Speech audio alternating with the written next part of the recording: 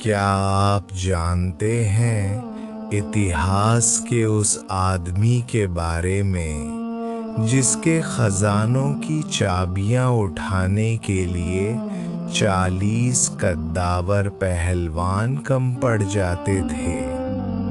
वो इतना अमीर था कि आज के एलन मस्क या जेफ बेजोस भी उसके सामने फीके पड़ जाएं। लेकिन फिर ऐसा क्या हुआ कि उसकी सारी दौलत उसका कब्रिस्तान बन गई?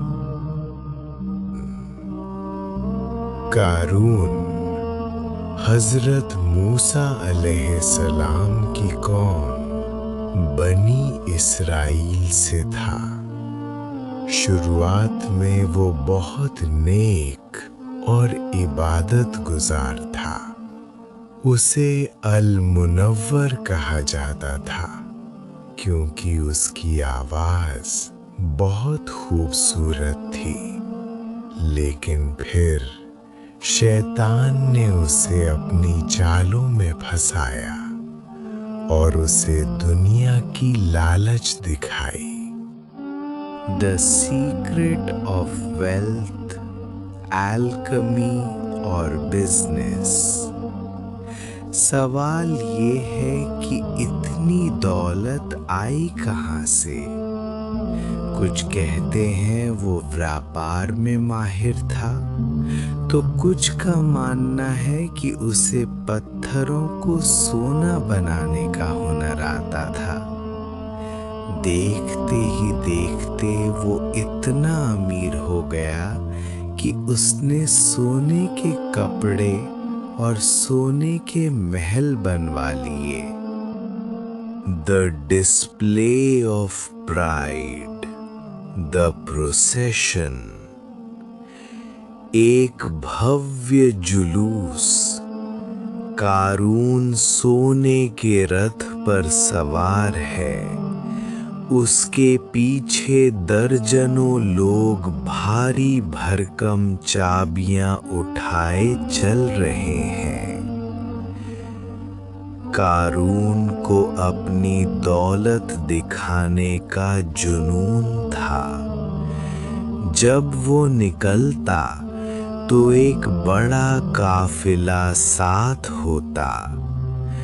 उसके खजानों की चाबियां इतनी भारी थीं कि ताकतवर पुरुषों का समूह भी उन्हें मुश्किल से उठा पाता था। लोग उसे देखकर हसरत करते थे, लेकिन कारून के दिल में सिर्फ घमंड था। The conflict, prophet Musa and ज़कात। जब हजरत मूसा ने उसे अल्लाह के हुक्म के मुताबिक ज़कात दान देने को कहा, तो कारून का घमंड आड़े आ गया। उसने न केवल मना किया बल्कि हजरत मूसा पर झूठे इल्जाम लगाने की साजिश भी रची। उसने कहा, ये सब मेरी अपनी अक्ल और हुनर से मिला है, मैं किसी को क्यों दूं?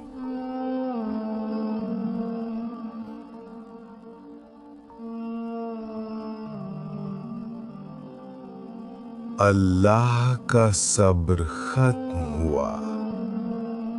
हजरत मूसा की दुआ के बाद अचानक जमीन फटी।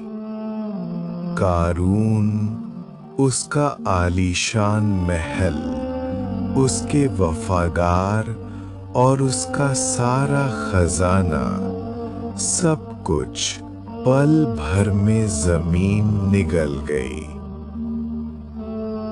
जो लोग कल तक उसकी तरह बनना चाहते थे, वो आज खौफ से कांप रहे थे।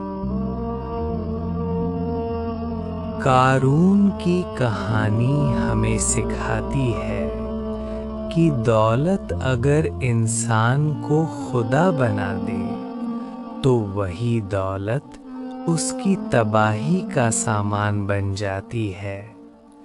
घमंड का अंत हमेशा मिट्टी ही है।